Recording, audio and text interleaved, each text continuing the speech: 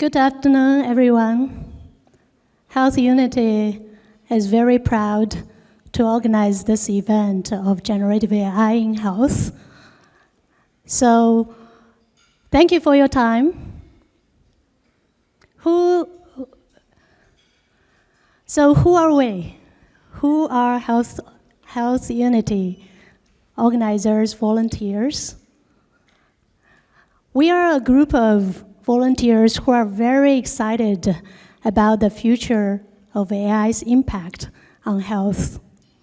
We hope to connect the dots between the siloed communities, be it clinical experts, data scientists, AI experts, business leaders, nonprofit organizers, etc., etc. We are all excited about the same mission. That is how to leverage technology like AI and generative AI to empower the future of personal and societal health. Towards that goal, we want to build an open and inclusive consortium, as well as an open, innovative community and open research community. So there are many of us in the audience. If you are here, please stand up and wave to the rest of the audience.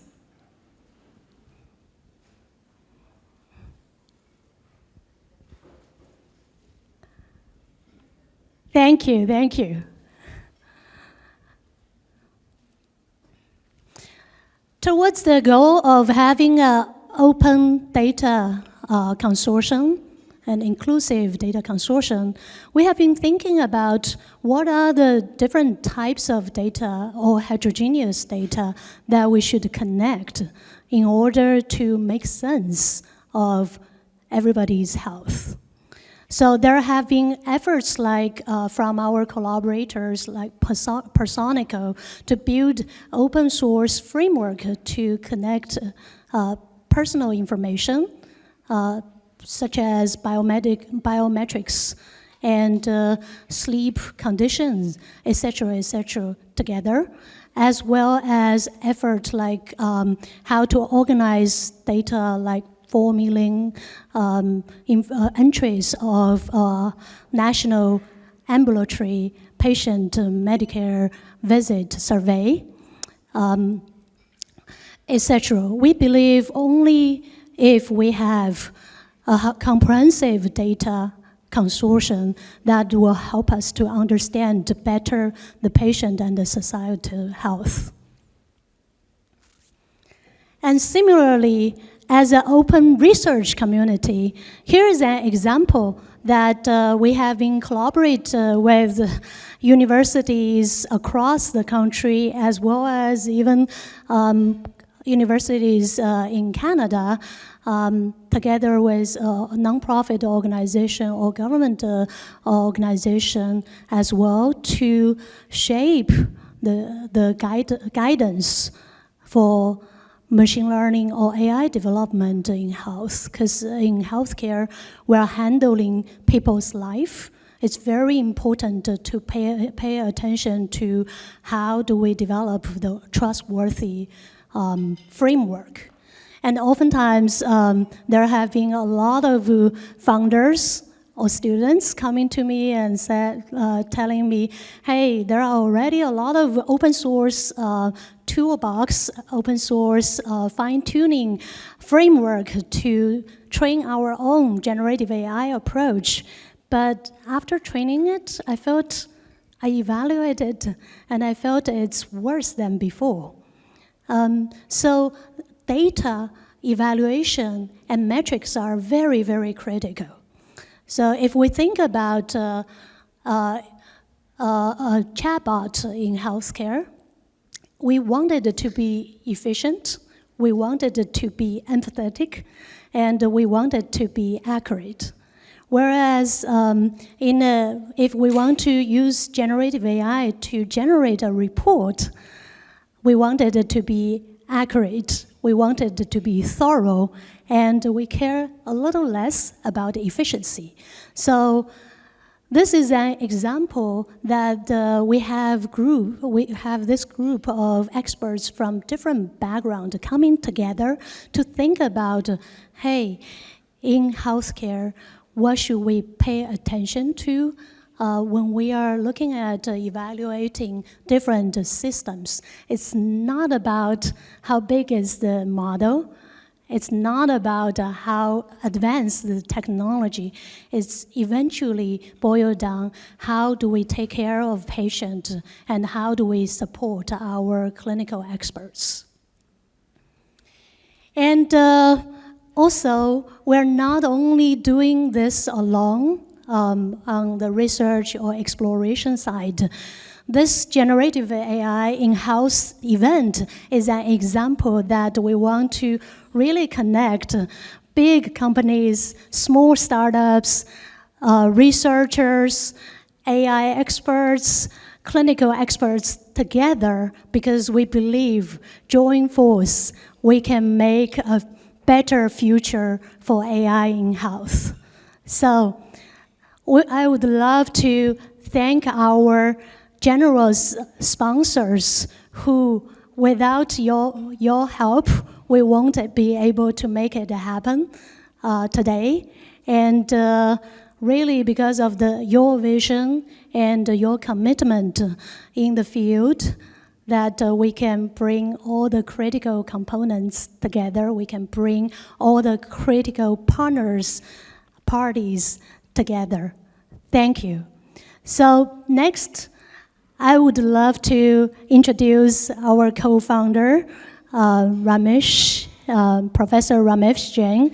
Also, we often call him the father of multimedia computing.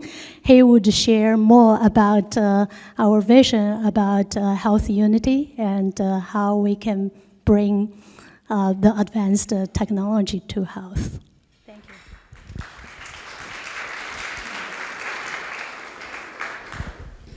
you.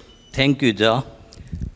First of all, I want to thank Jo and all the volunteers who have been working to bring together this event in such a nice form. Let's give them a hand. Thank you very much.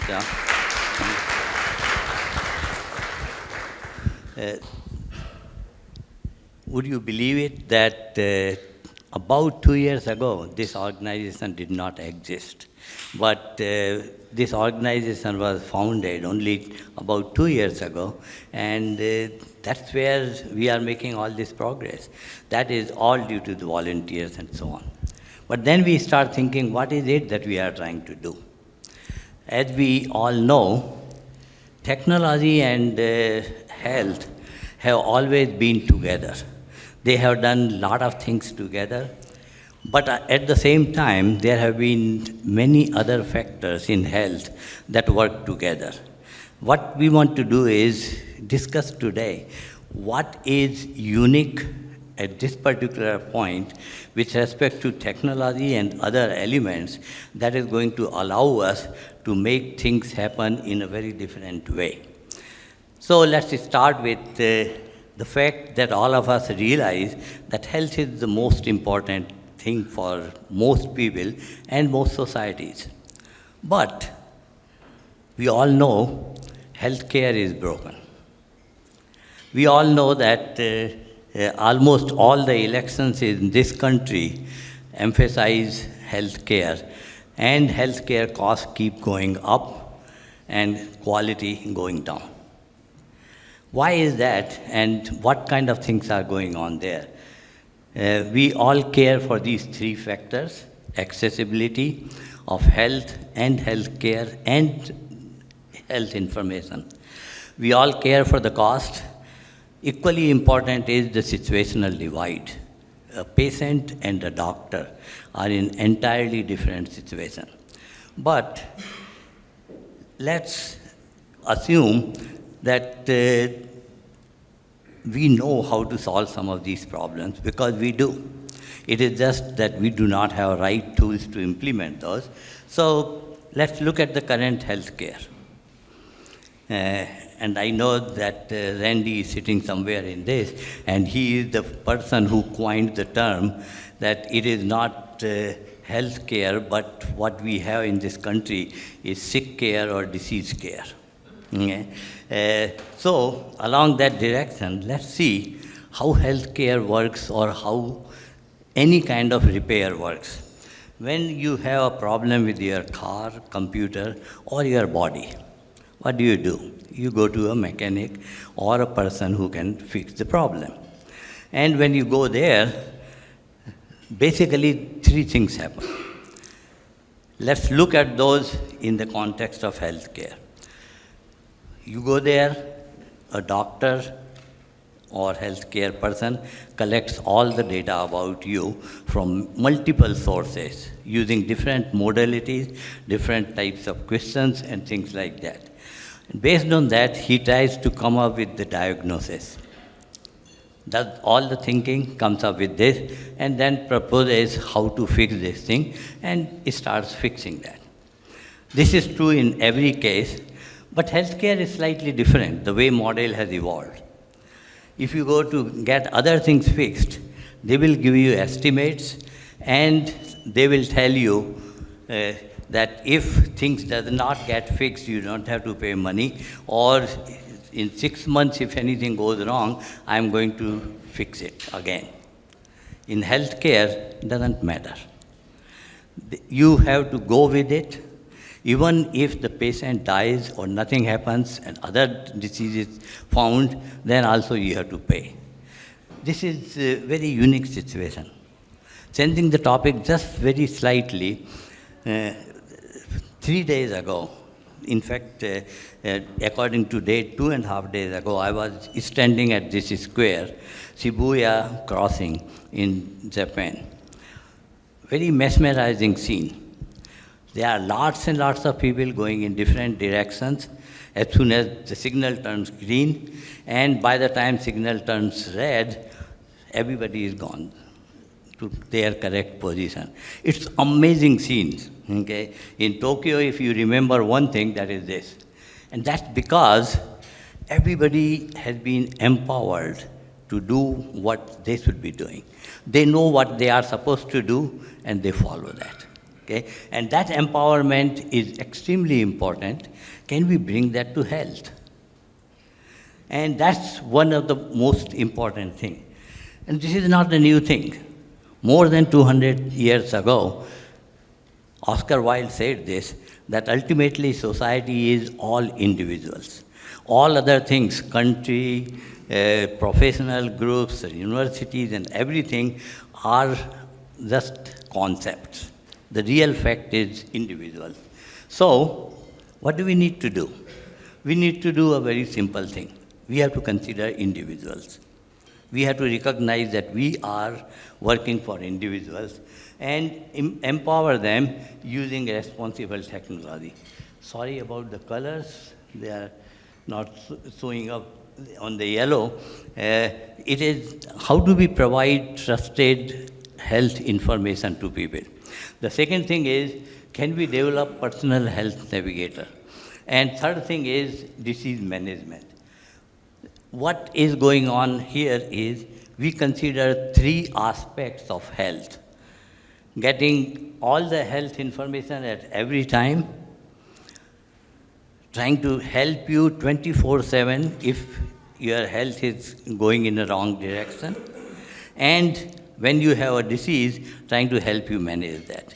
Let's see how we can do all these 3 things, because the most exciting thing about the technology, whether you call it generative AI, chat GPT or whatever, and all other sensors, mobile computing, now is that we can all start putting together these things to make things happen today.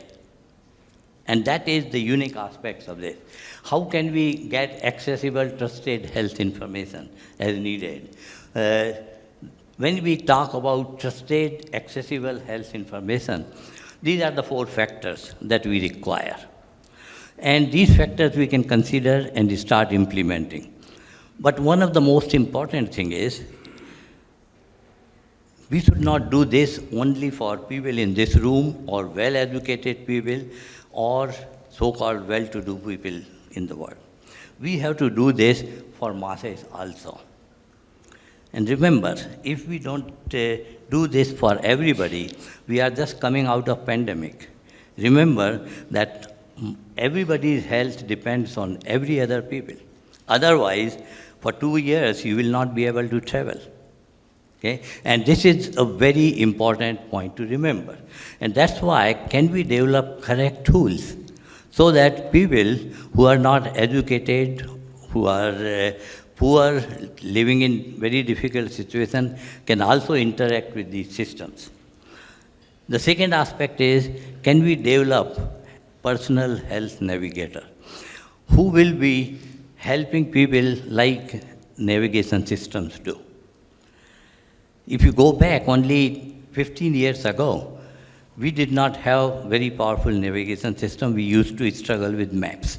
Now we have lots of new businesses that are based only on navigation system. Because we put GPS and cybernetic loop around a system, things became wonderful.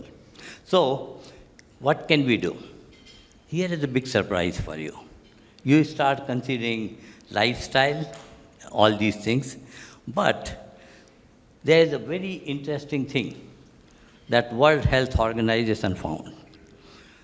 Our health, or any individual's health, depends on 4 factors: medical services, genetics, environment, and your lifestyle.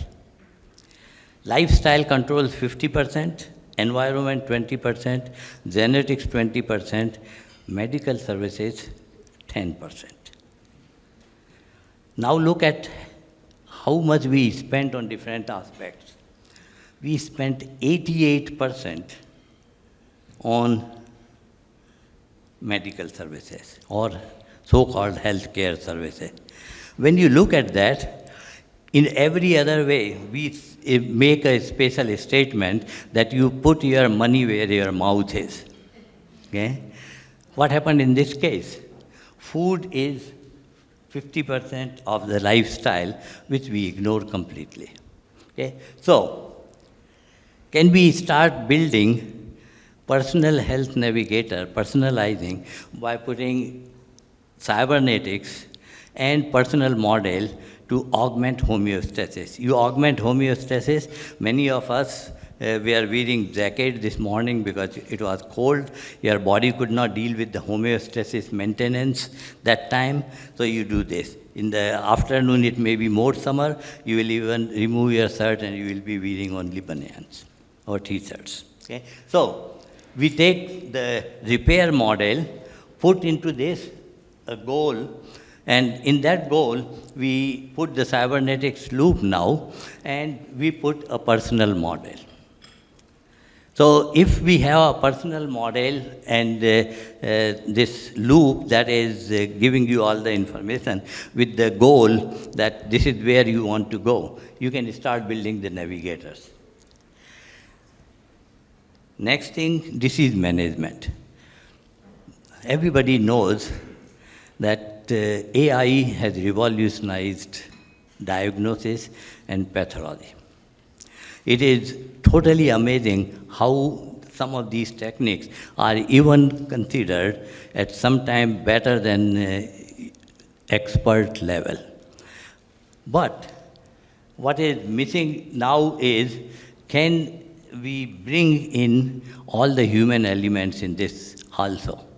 Those human elements depend mostly on your trust, on empathy, on human touch.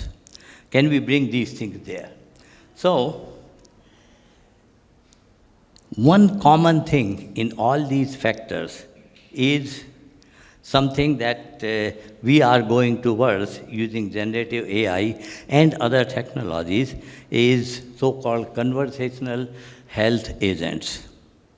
Okay? These conversational health agents depend or use technologies from generative AI, multimodal data, and mobile computing. How do we build those things? You already saw when Job presented to us some of the work that HealthUnity has done with multiple groups of people. In that, we discussed what kind of foundation metrics should be used for healthcare, and we found that the first part is related to accuracy, which is common for every field, which is the intrinsic value of the content. But other parts that are very important for healthcare are directly related to human values, human interactions. And those things become, how do we establish trust that this system is going to perform very well? As we all know, everybody is worried that there is hallucination and wrong information in all these generative AI systems. Everybody also knows that any human expert is also equally able to hallucinate and give you wrong information. Okay? So, what is the big difference?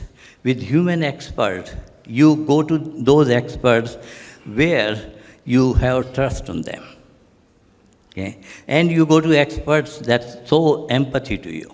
How do we bring those kind of elements? Because these two elements are essential, particularly in healthcare.